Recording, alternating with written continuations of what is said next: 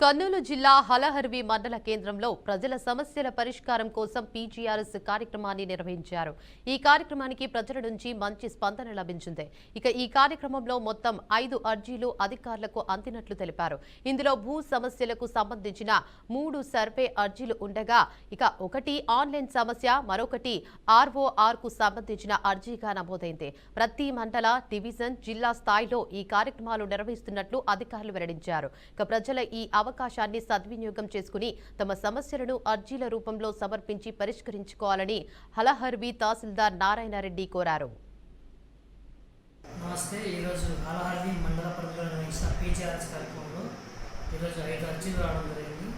దాంట్లో నిరుపాపురం సంబంధించి 2 సర్వే అర్జీలు, దాంట్లో బాపురం సంబంధించి ఒకటి ఆన్లైన్ సంబంధించి ఆన్లైన్ పేరెంట్ ఇచ్చే సమస్య గురించి ఒక అర్జీ, దాని తర్వాత ఒక 2 గ్రామాలకు సంబంధించి ఒక ఆర్ఓఆర్ కేసు నిమిత్తం అర్జీదారులు వచ్చి ఏదైనా నేర్చుకున్నారు.